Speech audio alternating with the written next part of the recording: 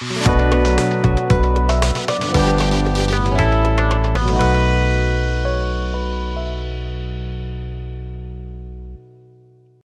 tout le monde, Steve Lévesque aka Mr. K pour un autre tutoriel Lever and Bug. Aujourd'hui, on voit la visibilité des sources pour jouer avec la visibilité des sources.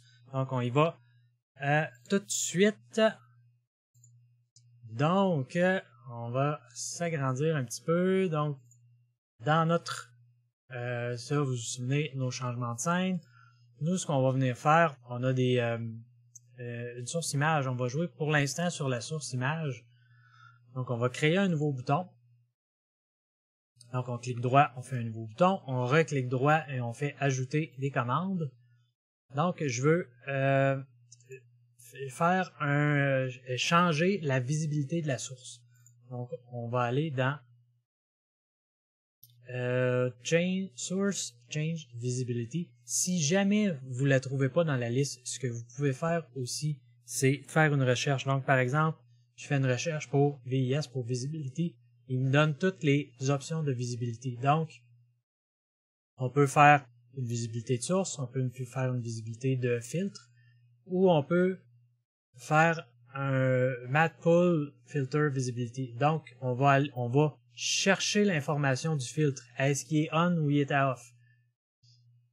C'est pas ce qu'on veut faire présentement. Nous, ce qu'on veut faire, c'est juste mettre une source à on à off pour l'instant. Donc, dans quelle scène? Donc, je veux que ça soit dans la scène. C'est l'item image. Parce que c'est l'image que je veux mettre à on et à off.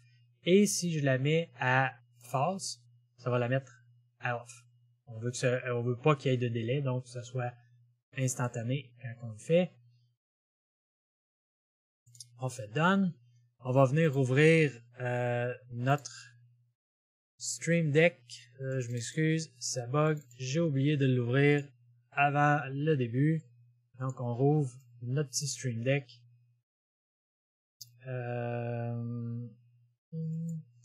F424, c'est bon. On va aller dans le deck 1 par exemple. Le deck 2, c'est autre chose. Un petit scoop.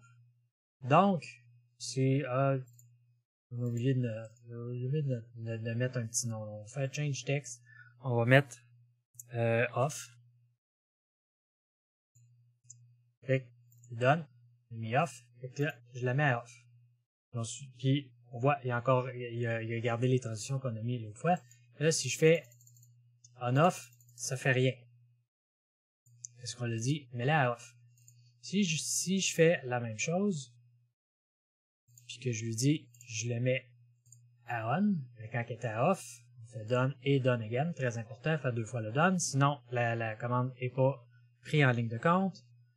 Là, on l'a changé, on l'a mis à on. On va venir changer le texte, on va lui dire, mets ça à on.